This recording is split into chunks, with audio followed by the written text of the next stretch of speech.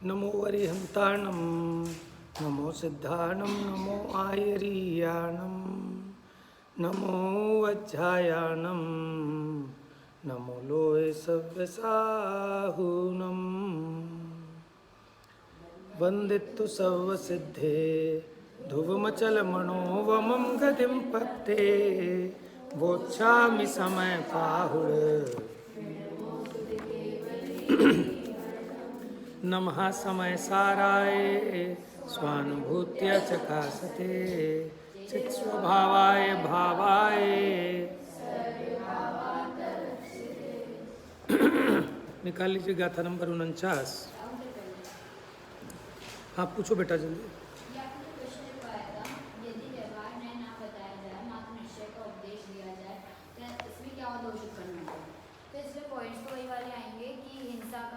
हाँ हाँ फिर आपने एक जो आशय स्पष्टीकरण लिखवाया था उसमें भी कोई आशय स्पष्टीकरण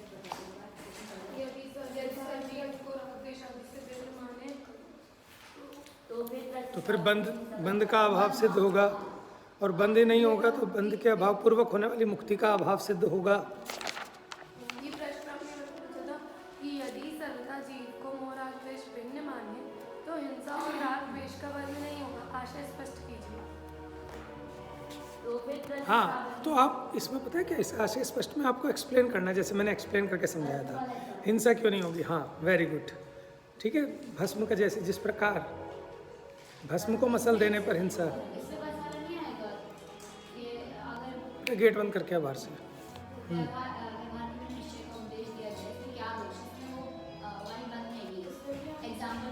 नहीं उसमें एग्जाम्पल देने की जरूरत है। बस बस बस वही आपके दोनों पॉइंट। और एक लोक व्यवहार भी नहीं चलेगा, अनाचार व्यभिचार फैल जाएगा। सच वही उसी को कहते हैं, व्यभिचार अनाचार फैल जाएगा। हाँ में तो आपने ये उदाहरण दिया था कि जैसे सुबह मम्मी उठाती तो आत्मा उठ जाओ, आत्मा जाके नहा। वो व्यवहार ही नहीं हो पाएगा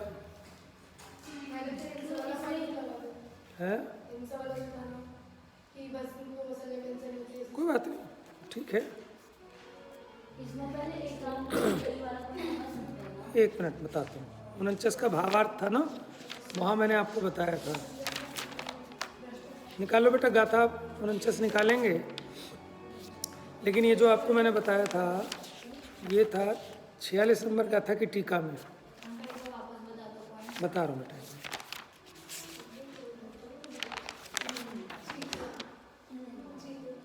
46 देखो, 46 की गाथा का जो हमने भावार्थ पढ़ा था,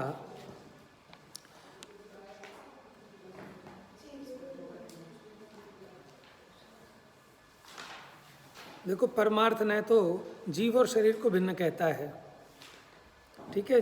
माने जीव को अध्यवसान आदि, शरीर आदि, कर्म नो कर्म इन सबसे भिन्न कहता है। अगर इसी का एकांत, इसी में लिखा है देखो आप भावार्थ में, अगर इसी का एकांत ग्रहण किया जाए तो शरीर राग द्वेष मोह पुद्गल सिद्ध होंगे, तो फिर पुद्गल का घात करने से हिंसा नहीं होगी। एक पॉइंट तो ये आ गया। हाँ इसी का तो बता रहा हूँ। हाँ यदि व्यवहार न्याय ना बताया जाता तो क्या दोष उत्पन्न होते। अभी हमने दोष की बात की है, क्योंकि हम अब यहाँ नहीं कह रहे कि धर्म तीर्थ की प्रवृत्ति नहीं होगी, ये नहीं होगी, वो नहीं होगी। कहने को वो भी कह सकते हैं, कोई ऐसी बात नहीं है, लेकिन उसको मैंने अलग क्वेश्चन बना दिया था। तो एक तो राग द्वेष मोह से बंद नहीं होगा, क्योंकि राग द्वेष मोह पुद्गल है भावार्थ में। परमार्थ से संसार मोक्ष दोनों का अभाव कहा, ये दूसरा पॉइंट था। परमार्थ ने तो कहते हैं ना बंध है ना मुक्ति है, और अगर इसी का एकांत ग्रहण करें तो फिर वस्तु स्वरूप सिद्ध नहीं होगा, संसार सिद्ध नहीं होगा, संसार के अभाव पूर्वक सिद्ध दशा सिद्ध नहीं होगी, यानी बंध और मुक्ति सिद्ध नहीं होंगे। ये तो इसमें थे, लेकिन आप टोटलिटी में देखो तो हमारा एक पॉइंट तो वो था कि उपदेश ही नहीं हो पाएगा, क्योंकि व्यवहार के बिना परमार्थ का उपदेश अशक्य है? इसलिए धर्म तीर्थ की प्रवृत्ति नहीं हो पाएगी, और फिर ये दोष उत्पन्न होंगे। फिर सांसारिक जो अपना शिष्टाचार लोकाचार है वो भी बाधित होगा, लोकाचार शिष्टाचार बाधित होगा और व्यभिचार फैल जाएगा। वहाँ रख दो। कहाँ रखेगा? किसने मांगा है? शरद भैया ने ला के दिया था। हाँ, तलवार चंद सर क्या कह रहे हैं वो? ये कह रहा था कि यहाँ लगेगा कि ऊपर लगेगा, ये बता दो। ये मुझे पता नहीं किसके लिए ला के दिया। ये मंदिर जी के लिए आया काफ़ी। यहाँ तो रखे हैं प्रवचन सारे वाले कई सारे। हाँ, पूछ लेना उनसे।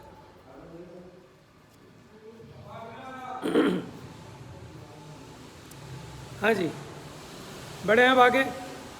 गाथा 49 मोस्ट इम्पोर्टेंट गाथा। अब ये बताइए फटाफट, टेस्ट लेने का तो अब टाइम नहीं है, पढ़ा देते हैं। मज़े आ गए आप लोगों के। पंचास्तिकाय की कौन सी गाथा है सेम इस गाथा जैसी? तो प्रवचन सार की कौन सी हो गई? ठीक है, बस आपको डिजिट को इधर उधर करना है। नियम सार जी की कौन से नंबर गाथा है? 46। तो भाव पाउड़ की कौन सी हो गई? 64। उसके अलावा और कौन से ग्रंथों में?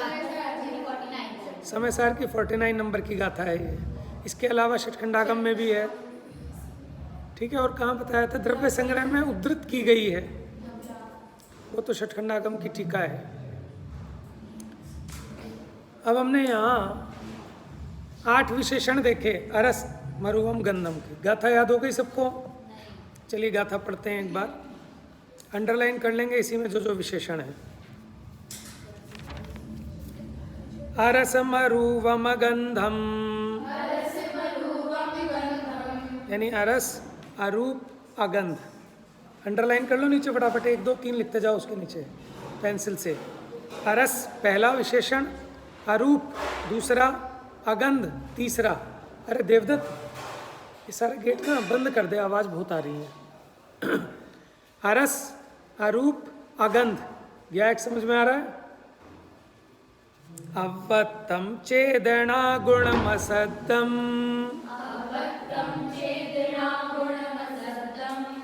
अवत यानी अव्यक्त, ये अंडरलाइन कर लो चौथा विशेषण।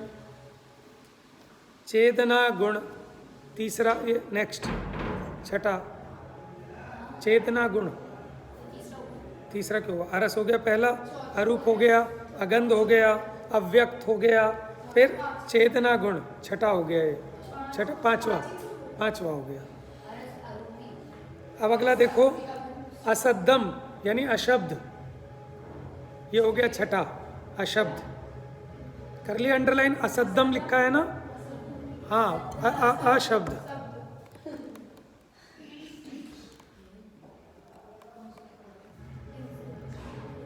अब देखो अगला, अलिंग जान अलिंग गहणम, जीवम निदिष्ट संठाणम। तो उसे जानो, कैसा जानो? अलिंग ग्रहण, यानी ये हो गया आपका 7वें नंबर का विशेषण, अलिंग ग्रहण। अंडरलाइन कर लो। ठीक है, लिंग माने इंद्रियों के चिन्ह, अलिंग माने उनसे ग्रहण नहीं होने वाला, यानी अतीन्द्रिय है, इंद्रिय गम्य नहीं है। जीवम जीव है। अनिर्दिष्ट संस्थान, ये हो गया 8वां विशेषण। अनिर्दिष्ट संस्थान, जीवम माँ के बाद अ हो गया ना, अनिदिष्ट संठानम। आ माने नहीं, निदिष्ट माने निर्दिष्ट किया गया, निर्देश किया गया है, जिसका संस्थान माने आकार। तो देखो 7 विशेषण तो नास्ति से हैं, कल आपको बताया था, आप देख के आना। और एक विशेषण अस्ति से कहा। जब हमने कहा आत्मा कैसा है, क्योंकि जब हमने कहा ऐसा नहीं है, अध्यवसानवादी वाला जीव नहीं है, कर्म रूप नहीं है, शरीर रूप नहीं है, मोह राग द्वेष रूप नहीं है, तो फिर जीव है कैसा? ये प्रश्न उठना चाहिए ना। ऐसे नहीं, क्योंकि देखो व्यक्त से अव्यक्त की ओर ले जाते हैं। ठीक है, प्रकट से अप्रकट को बताते हैं, परिचित से अपरिचित की ओर ले जाते हैं। अभी ऐसा मानता था कि रस रूप गंध वर्ण वाला जीव है, ये संस्थान वाला जीव है, तो पहले उसको क्या समझाया कि ये रस वाला नहीं है, अरस है। अरस नास्ति वाला हो गया ना, नेगेटिव। इसमें हमने बताया आत्मा कैसा है, अरस है। जैसे हम कहें कि ज्ञानम कैसा है, कि ज्ञानम चोर नहीं है। कि भाई ऐसा क्यों कह रहे हो आप? वो तो तब कहेंगे ना जब कोई चोर मान रहा हो इसको, तब हम ऐसा कहेंगे कि चोर नहीं है, ये झूठा नहीं है। उसी प्रकार ये जीव को कैसा मान रहा था जगत? रस रूप वाला, गंध वाला, संस्थान वाला। तो आचार्य देव कैसे समझा रहे हैं कि आत्मा कैसा है? अरस है, रस से रहित है, अरूप है, गंध से रहित है, अगंध है, अव्यक्त है, अशब्द है, अलिंग ग्रहण है, अनिर्दिष्ट संस्थान है। तो ये समझ में आया, ऐसा नहीं है, ऐसा नहीं है, ऐसा नहीं है। अब अस्थि से भी तो बताओ कि है कैसा। तो अस्थि वाला विशेषण क्या बताया? चेतना गुण, यानी चेतन गुण वाला है। तो इसका क्या करें? ऐसा है तो क्या करें? अब है तो है, हमें क्या करना है फिर? बताओ जल्दी। बेटा बंद करिए। है तो है, जान। क्या करो? उसे जानो। जानोगे तो काम होगा। समझ में? अरे समय सार ग्रंथ बड़ा जबरदस्त है, ठीक है, होगा जबरदस्त है तो फिर क्या करें? हम इसलिए बता रहे हैं कि जबरदस्त है, इसको जानो, पहचानो, इसका श्रद्धान करो, इस रूप परिणमन करो। क्योंकि सारा काम तो श्रद्धा ज्ञान आचरण को सुधारने का है। Are you getting my point?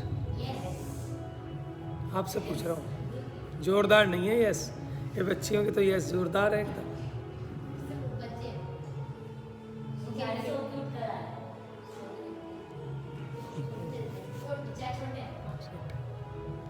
ये तो है, इसकी तो प्रशंसा यही है इनकी कि आ रहे हैं ना, आ रहे हैं।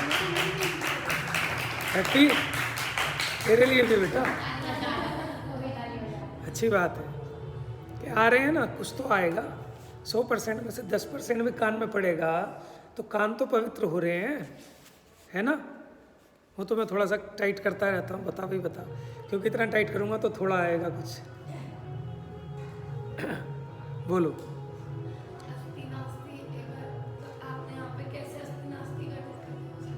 देखो बहुत अच्छी बात है कि आप पूछ लेते हो, पूछ लेना चाहिए। नहीं आए ना, शर्म नहीं करनी चाहिए। जिसने की शर्म उसके फूटे करम। हाँ ठीक है, इसलिए पूछने में शर्म नहीं करनी चाहिए। नुकसान खुद उठाना पड़ता है ना? किसी को बच्चे को समझ में आया कैसे अस्थि और कैसे नास्ति बताया हमने, क्यों बताया? बताओ बेटा।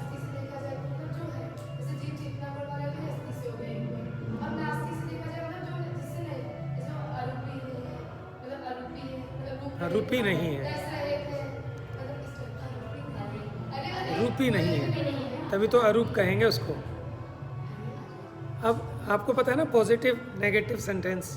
पॉजिटिव में क्या होता है? विधेयवाचक, कि ऐसे हैं, ये होता है पॉजिटिव, अस्थि रूप। और ऐसा नहीं है, इसको कहते हैं नास्ति। तो जब हमने कहा आत्मा रस रूप नहीं है, ठीक है, गंध रूप नहीं है, व्यक्त नहीं है, तो नहीं है के लिए हमने क्या शब्द का आ लगा दिया? अव्यक्त, अरस, अरूप। कहने में लग रहा है, अर्थ इसका है कि ऐसा रूप वाला नहीं है, इसलिए कहा अरूपी है। बात आई समझ में?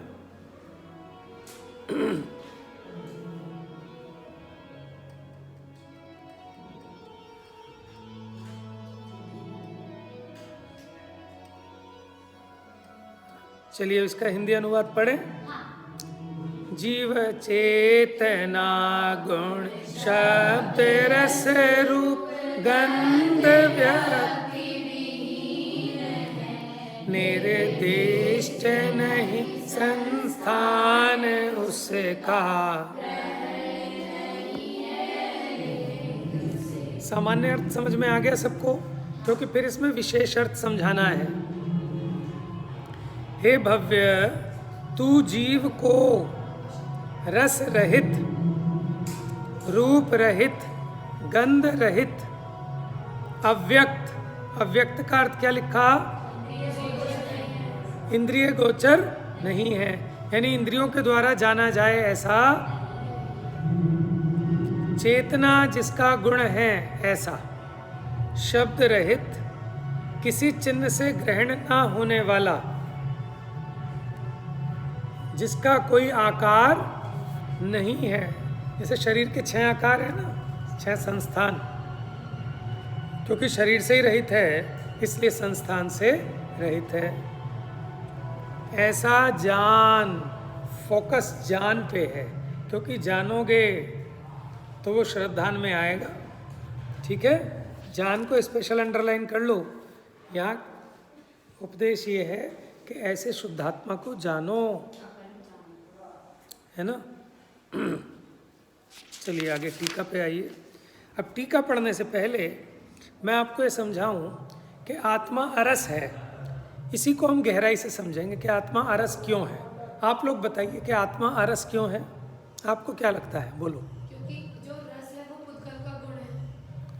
आपने पढ़ के आए हो टीका? Very good.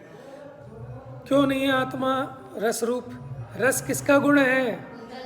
पुद्गल का गुण है। आगे बोलो। तो जो जीव मतलब जिसका जो मतलब छह द्रव्य आपस में इंटरफेयर नहीं करते, ऐसी पुद्गल का गुण जीव रूप में नहीं हो सकता, इसलिए पुद्गल का गुण रस है। Very good.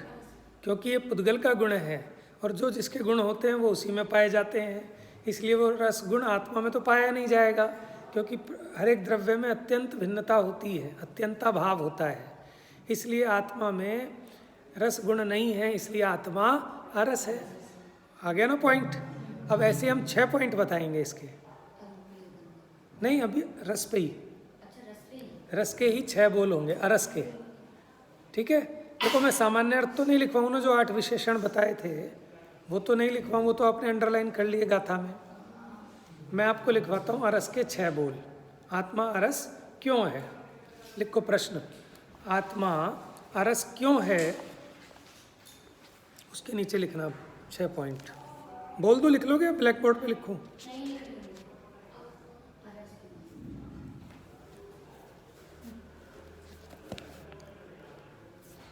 मैं लिखवाने की भी जरूरत नहीं है। टीका देखिए आप, लिखने की भी जरूरत नहीं है, घर पे लिखना, टाइम बचेगा।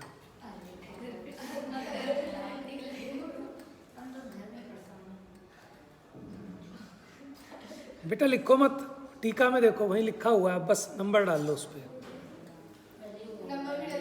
Very good. कुछ नहीं करना आपको, तो बस जान, है ना। हे भव्य जीव तू जान, और जान ही सकते हो।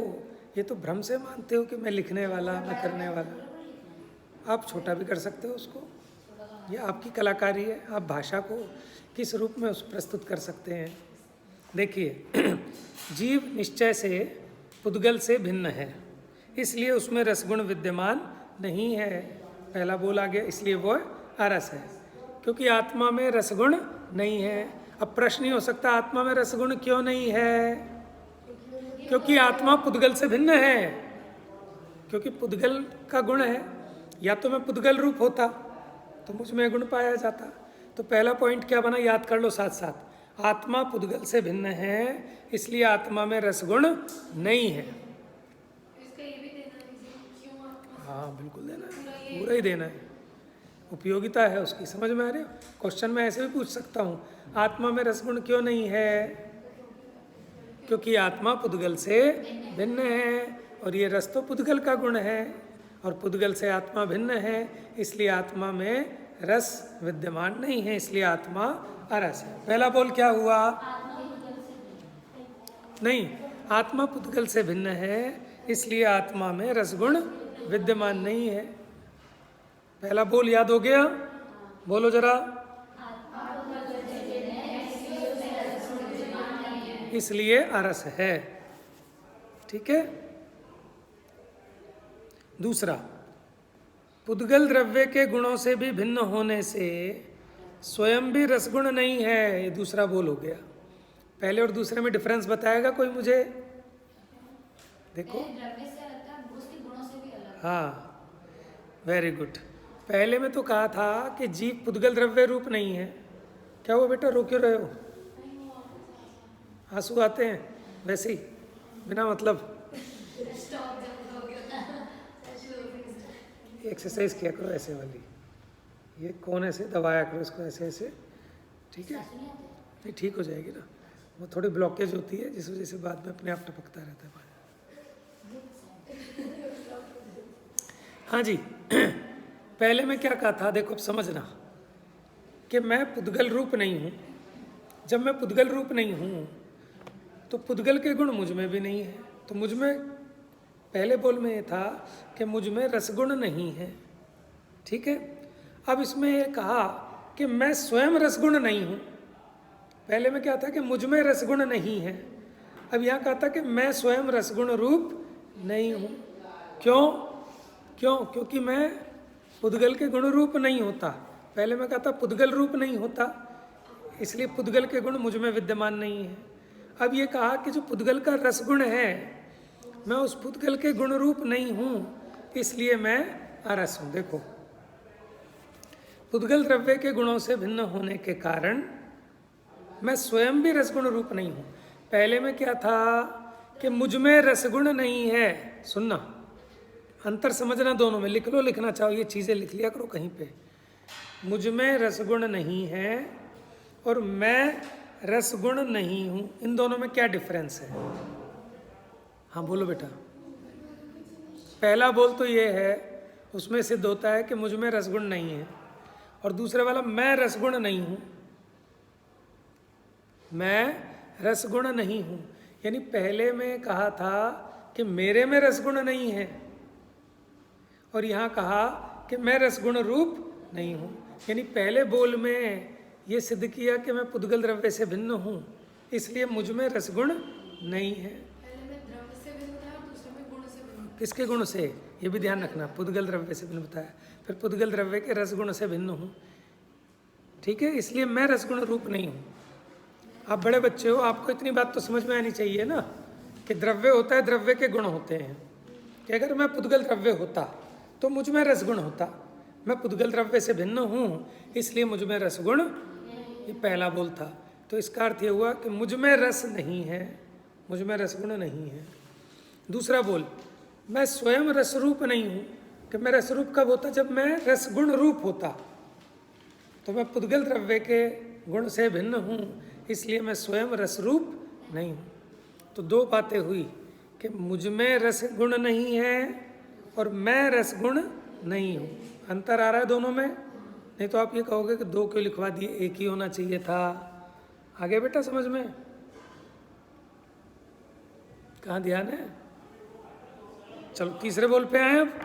ये दो तो याद हो गए सबको, तीसरा आ जाओ, समझने से जल्दी याद होते हैं।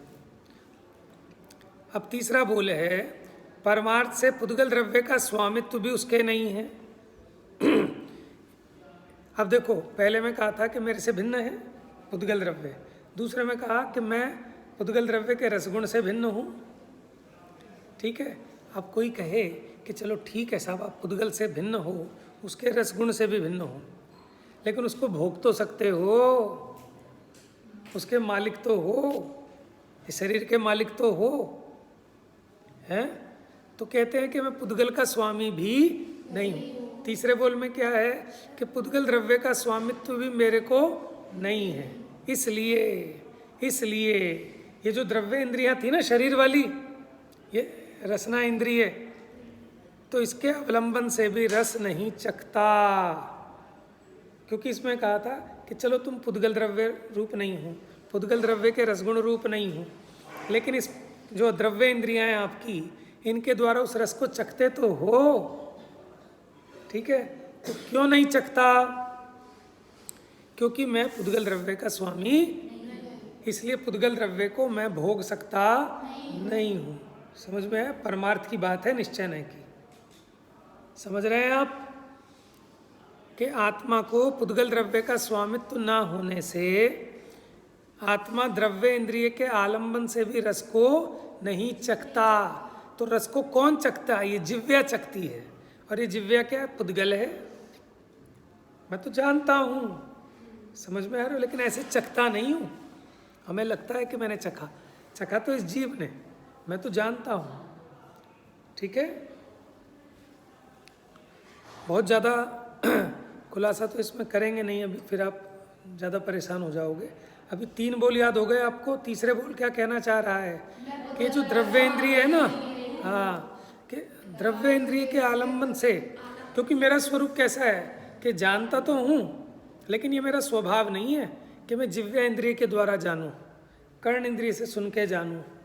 ठीक है, इसलिए इसके आलंबन से रस नहीं चखता। क्यों? कि पुद्गल द्रव्य का स्वामित्व मेरे को नहीं है। लिखा हुआ बेटा, तीसरा पॉइंट बस लिख लो, याद हो गया। तीसरे में क्या बताया? इसलिए द्रव्येंद्रिय के आलंबन से भी रस नहीं चखता, इसलिए आत्मा अरस है। ठीक है, चौथा पॉइंट कि अच्छा चलो द्रव्येंद्रिय से नहीं चखते, भावेंद्रिय से तो जानते हो। यानी देखो तीसरे पॉइंट में द्रव्येंद्रिय से भी भिन्नता बताई। द्रव्येंद्रिय को अंडरलाइन कर लेना तीसरे पॉइंट में, एक तो स्वामित्व को और एक द्रव्येंद्रिय को। द्रव्येंद्रिया होती है शरीर की पुद्गलिक इंद्रियां, तो इन इंद्रियों से तो रस नहीं चखता।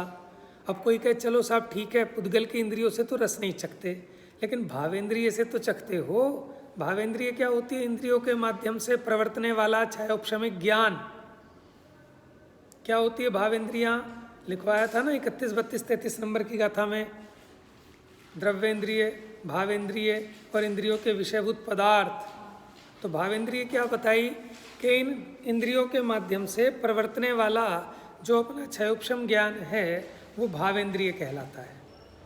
ठीक है, देखो एक तो द्रव्येंद्रियां और इन इंद्रियों के माध्यम, नोट नहीं कराया होगा उस टाइम में, नोट नहीं कराता था, लेकिन अब मुझे सद्ज्ञान की प्राप्ति हुई है, चाहे थोड़ा लेट हो लेकिन नोट करा देना चाहिए, है ना। अच्छा है ना, उससे एक रिकॉर्ड मेंटेन रहता है, आप लोग दोबारा रिवाइज भी कर सकते हैं। लिख लो फिर भावेंद्रिय। द्रव्य इंद्रियों के माध्यम से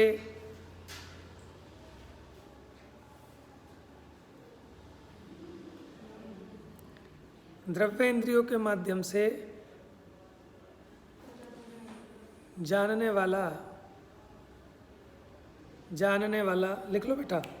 द्रव्येंद्रियों के माध्यम से जानने वाला छायोपशमिक ज्ञान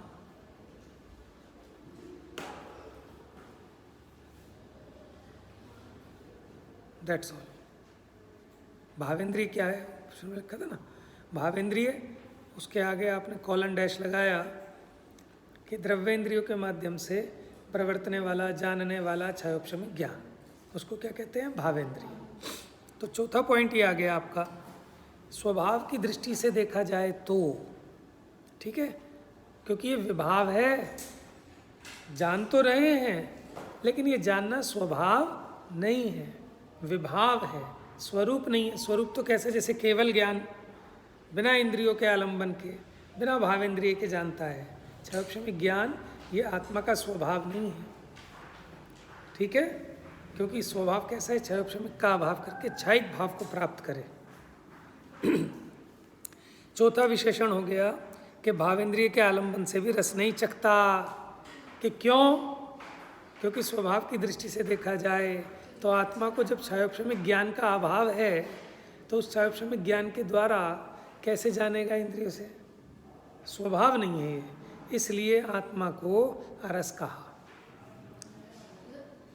देखो आत्मा का स्वभाव कैसे जानने का है? ये जीभ से चख के जानूं, कानों से सुन के जानूं, ये छायोपशमिक ज्ञान है।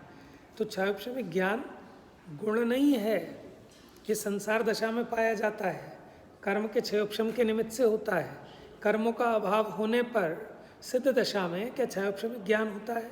छायोपशमिक ज्ञान खंड खंड ज्ञान है, टूटक ज्ञान है, पराधीन ज्ञान है, इंद्रियों के माध्यम से प्रवर्तता है। इसको सामने प्रकाश भी चाहिए, पदार्थ भी चाहिए, इंद्रिया भी चाहिए। आलोक ज्ञान का कारण है, इंद्रिय से ज्ञान उपजता है। समझाया था ना उस दिन शिवानी ने, आप थे पूजा में। आलोक ज्ञान का कारण है, गजब समझाया। 7 तत्व की भूल बताओ, सोचते ही नहीं है कि उसकी जयमाला में 7 तत्व की भूल आ रही है। नहीं थे आप उस दिन? बताए थे, भूल गए 7 तत्व की भूल? याद है? ठीक है, तो देखो ऐसे पढ़ना चाहिए कि चीज़ को पढ़ें तो कितना कुछ आपको स्पष्ट होगा। अरे तो 7 तत्व की भूल आ गई यहाँ, अब आप कोई विधान करें, कुछ करें, तो आपको प्रवचन सार की गाथाएं ख्याल में आनी चाहिए। अरे ये विषय तो इस गाथा में था, तब समझ में आएगा कि आपने समझा था अच्छे से। तो आपको पूरे के पूरे प्रवचन सार, समय सार, पंडित जी की रचनाएं पढ़ोगे, पूजाएं पढ़ोगे, आपको उसमें पूरे समय सार, प्रवचन सार के दर्शन होंगे, नियम सार के।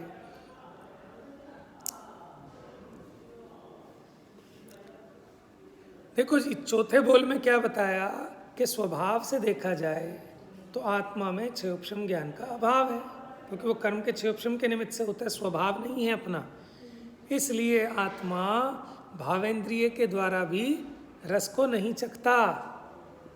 ठीक है, लिखा है ना इसमें चौथा बोल, कोशिश करना कि पूरा याद कर लो तो बहुत अच्छा है। लेकिन इंपॉर्टेंट पॉइंट आपको यहाँ बता दिया। एक तो क्षयोपशमिक भाव का अभाव, इसको अंडरलाइन कर लो, अंडरलाइन करो, क्षयोपशमिक भाव का अभाव और भावेंद्रिय। चौथे बोल में है ना, अपने स्वभाव की दृष्टि से देखा जाए, और एक स्वभाव को भी अंडरलाइन कर लो। इसका मतलब ये हो गया कि आत्मा का ऐसा स्वभाव नहीं है, जान तो रहा है अभी, लेकिन ये मेरा स्वभाव नहीं है। पांचवा है बड़ा इंपॉर्टेंट, इसको समझाऊंगा कल, लेकिन अभी याद करा देता हूं। समस्त विषयों के विशेषों में साधारण, दिख रहा है आपको? याद करते जाओ साथ साथ। समस्त विषयों के विशेषों में साधारण, विषय कौन कौन से हैं? स्पर्श, रस, गंध, वर्ण, ये हो गए विषय। बात समझ में आ रही है? विषय। इन विषयों के विशेष, विशेष क्या है? विशेष क्या है? जैसे स्पर्श है, उसको छूकर जानते हैं ना, रस को चखकर जानते हैं, गंध को सूंघकर जानते हैं, और भी जो उनकी विशेष विशेष क्वालिटीज़ हों, उन विषयों के विशेषों में साधारण।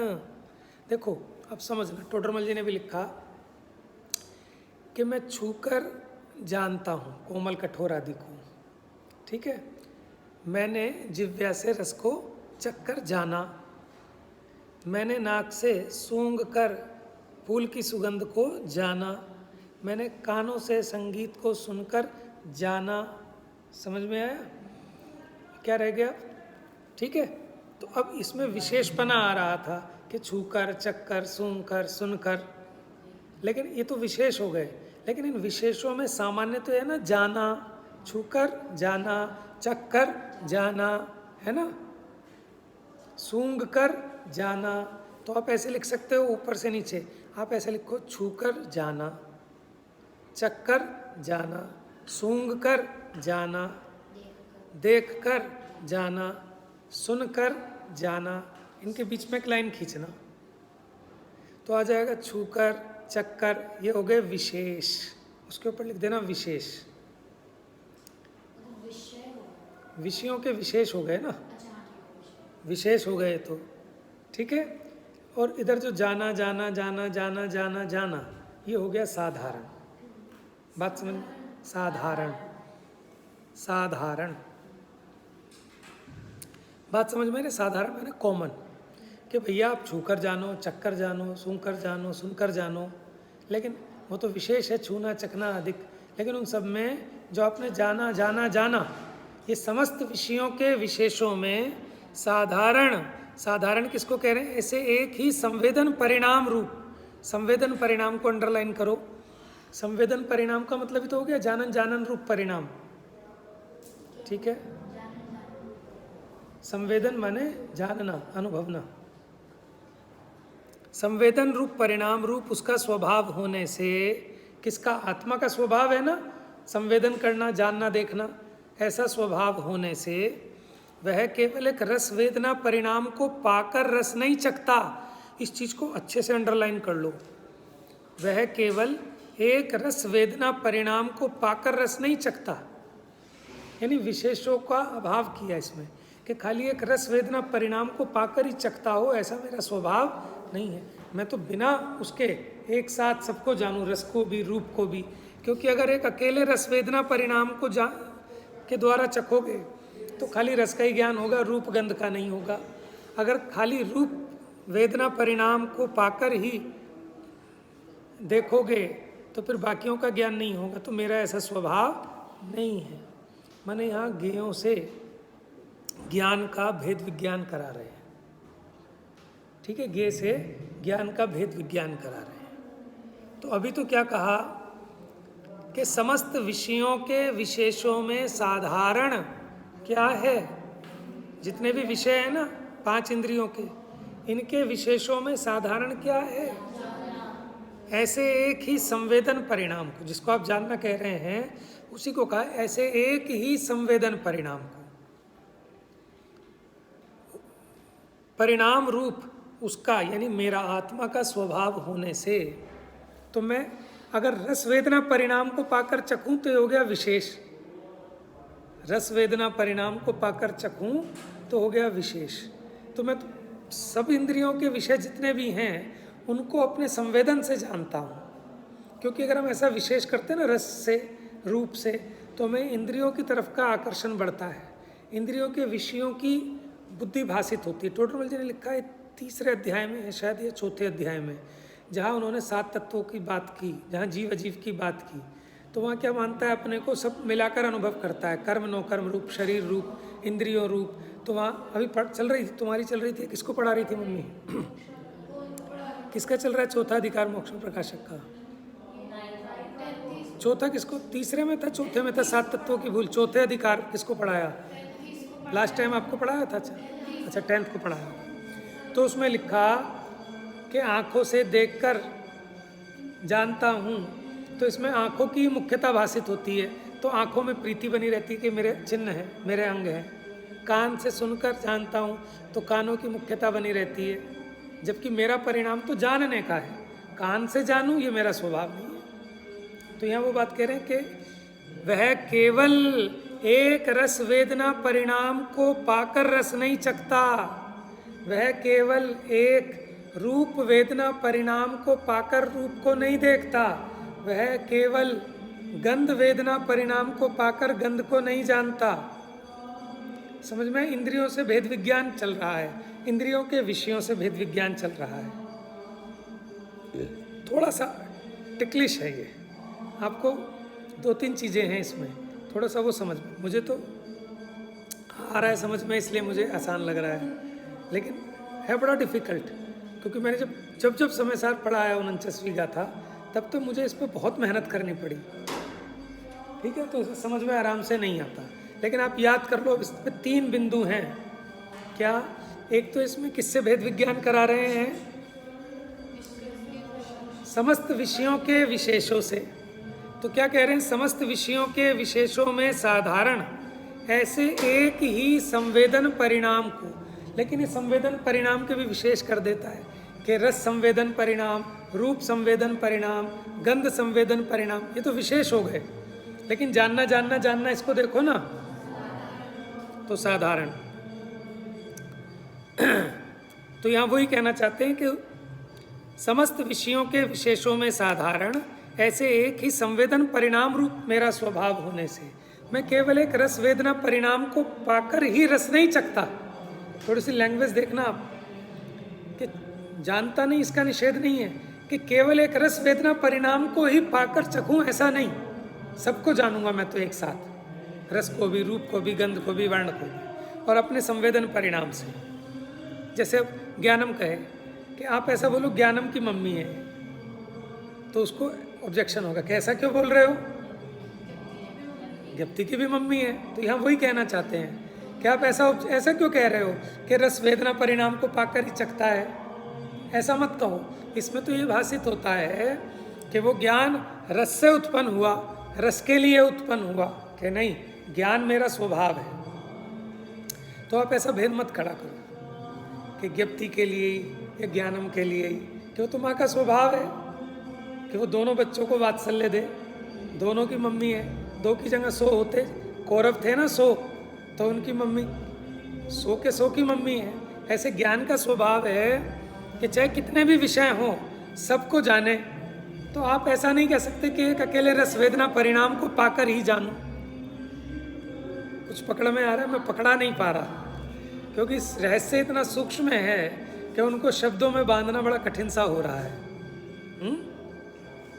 और ये जो चीज़ें होती हैं ना, इसमें उदाहरण भी बड़े मुश्किल होते हैं उदाहरण बना पाएँ, क्योंकि उदाहरण देने में बड़े दोष उत्पन्न होने लगते हैं। फिर आप उदाहरण में कोई एक नया गड़बड़ पकड़ लोगे, उसको वहाँ फिक्स करने लगोगे।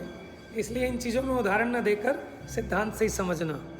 इसमें ये बात नहीं कर सकते कि ऊपर में जो सारे बोल चल रहे हैं निश्चय से चल रहे हैं, तो जो उसमें संवेदन रूप परिणाम है तो निश्चय से है, स्वभाव है। और यहाँ पे जो रस वेदना से यहाँ पे हाँ, ये जो व्यवहार से कहा जाता है उसका निषेध कर रहे हैं। वेरी गुड, क्योंकि परमार्थ जीव का स्वरूप बता रहे हैं इसमें, है ना। चलिए अब इसका अंतिम बोल। उसे समस्त ज्ञेयों का ज्ञान होता है। आत्मा को समस्त ज्ञेयों का ज्ञान तो होता है, ये आपको याद नहीं करना। ये ब्रैकेट में जो लिखा है वो आपको याद नहीं करना। परंतु अब देखो, बोल अब प्रारंभ होता है। सकल ज्ञेय ज्ञायक के तादात्म्य का निषेध होने से, कि ज्ञान भिन्न रहता है और ज्ञेय भिन्न रहता है। ज्ञायक जिन ज्ञेयों को जानता है उनसे तादात्म्य नहीं होता। आत्मा रस को जानता है लेकिन रस रूप नहीं हो जाता। तो वो कह रहे हैं ज्ञेय और ज्ञायक भिन्न भिन्न रहते हैं, क्योंकि उनके तादात्म्य होने का निषेध है।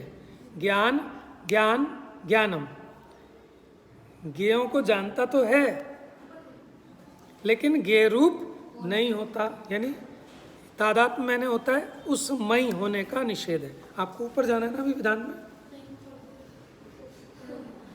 बस तो फिर छोड़ो ना क्लास आपकी। हाँ, सकल ज्ञेय ज्ञायक के तादात्म्य का, माने जितने भी ज्ञेय और ज्ञायक हैं उनके तादात्म्य का निषेध होने से, देखो रस के ज्ञान रूप में परिणमित होने पर भी, अंडरलाइन करो, रस के ज्ञान रूप तो परिणमित होता है, उसको जानने रूप तो परिणमित होता है, स्वयं रस रूप परिणमित नहीं होता। समझ गए? रस के ज्ञान रूप तो परिणमित हुआ लेकिन रस रूप परिणमित नहीं हुआ। हाँ, उसमें ही नहीं हो गया। ये ज्ञायक का भेद विज्ञान हो गया इसमें। इस प्रकार 6 तरह के रस के निषेध से आत्मा अरस है। बात समझ में आ गई आपको? 6 बोलों के माध्यम से बोलो बोलो।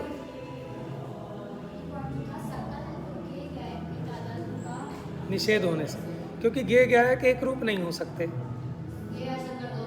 हाँ, अज्ञानी को लगता है कि जैसे आपने रसगुल्ला खाया तो मैं मीठा हो गया। मीठा थोड़ी हो गया, उसका ज्ञान रूप तो परिणमित हुआ लेकिन उसकी मिठास रूप परिणमित, कल बताया था जैसे मिठास मिश्री की है लेकिन उसका ज्ञान, उसका अनुभवन, जब मैंने कहा था दुख वो पुद्गल कर्म के उदय का विपाक है लेकिन दुखानुभव वो जीव का परिणाम है। उसी प्रकार मिश्री की मिठास वो पुद्गल का गुण है लेकिन उस मिठास का ज्ञान, स्वाद वो जीव का है। हाँ, देखो जितने ज्ञेय हैं वो ज्ञायक रूप नहीं होते, जैसे रूप, रस, गंध, वर्ण, ये ज्ञेय हैं लेकिन ये ज्ञायक उनको जानता तो है लेकिन जानने वाला रस रूप नहीं होता, भिन्न भिन्न रहते हैं। इसलिए उनके तादात्म्य का, एकम एक पने का निषेध होने से आत्मा रस के ज्ञान रूप तो परिणमित हुआ, रस को जानता तो है लेकिन रस रूप स्वयं परिणमित नहीं होता। बोलो।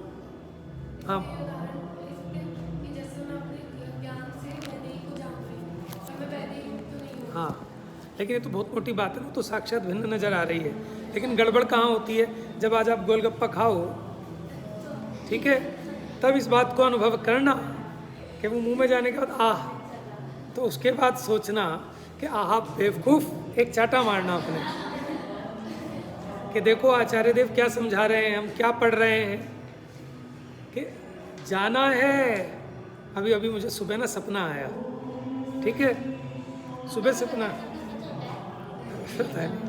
तो सुबह सपना आया और सपने में मैं कुछ खा रहा था, ठीक है, और जो खिला रहा था वो प्यार से नहीं खिला रहा था। तो उसने कहा कि और कुछ, मैंने कहा कुछ नहीं, बस थोड़ा सा प्यार और डाल दो इसमें, ठीक है। इतने में एकदम मेरी आँख खुल गई वो मैंने कहा मज़ा तो पूरा ऐसे ही आ गया जैसे सच में खा के आता है, ऐसे पूरा मज़ा आ गया।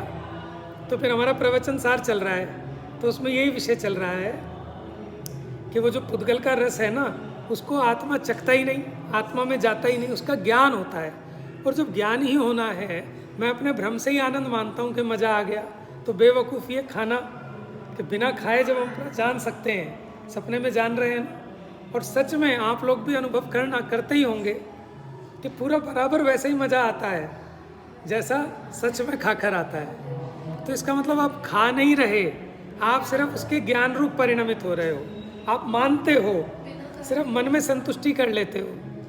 तो मुझे तो बिना खाए भी वैसी संतुष्टि महसूस हुई स्वप्न में कि हाँ मैंने खा लिया। और फिर ये लगा कि ये चीज़ें हैं बेकार। खाने से पहले आदमी सोचता है कि मज़ा आएगा, खाने के बाद कोई मज़ा नहीं। हाँ, समस्त जा वाणी के ज्ञान से सूझे लोकालोक, सो वाणी मस्तक नमो।